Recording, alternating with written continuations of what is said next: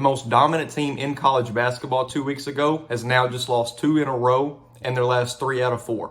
The Purdue Boilermakers are sitting at 22-1, went into Indiana and lost in a really tough environment to a really close game, in a game where Trace Jackson-Davis just went off for Indiana. And then they beat up on Iowa, and then they lost to Northwestern this past Sunday after being up 8 with about 3 minutes left, and Northwestern going on a 17-3 run to win by 6. What a huge win for Northwestern.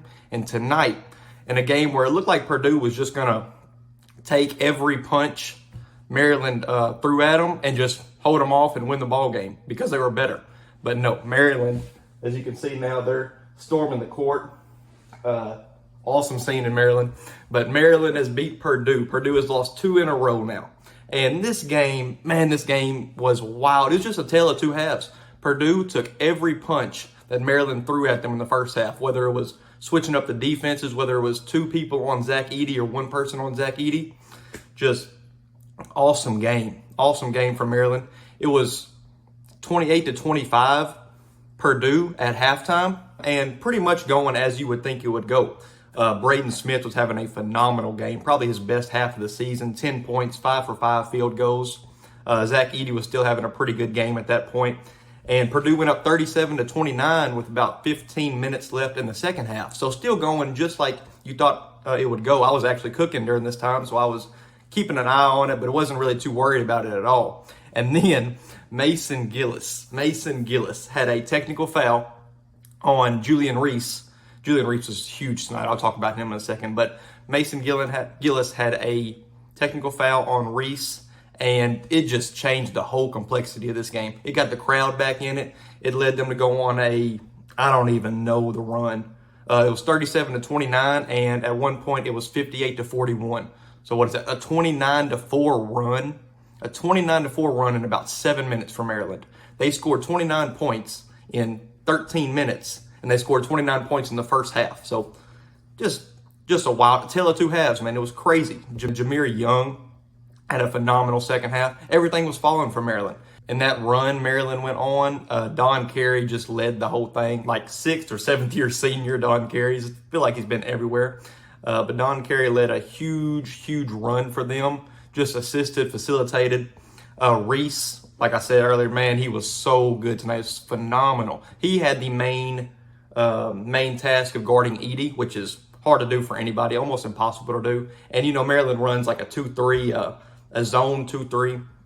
But he still had the main task of guarding Zach Edey. And he did a phenomenal job. He really did. Scored, made huge contested layups over Edey. So just a huge game by Julian Reese. Also in that run for Maryland, they had their 2 bench guys just provide so much energy in Ian Martinez and Patrick Emilian. Just so much energy. So much energy for those 2 guys, like they always do coming off the bench. You had Hakeem Hart, 13 points for Hakeem Hart. Just huge game for Maryland. They're now winners of 6 of the last 7 games. Kevin Willard just has that team firing right now.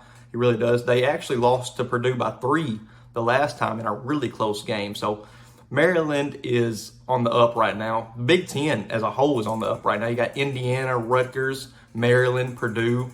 When earlier in the season, it just felt really bleak in the Big Ten. You knew you had Purdue.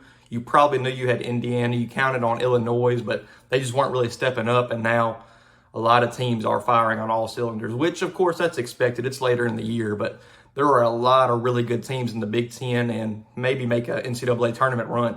So, yeah, for Maryland, man, this is a huge game to build on. Obviously, biggest win of the season, and just so much hope for that team and that organization this year.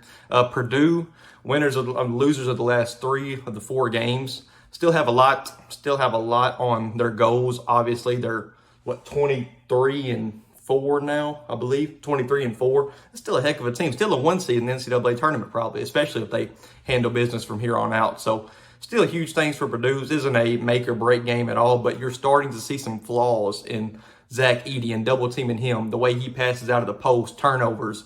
Fletcher Lawyer was off tonight. Mason Gillen can make some boneheaded plays sometimes. Mason Gillis, excuse me.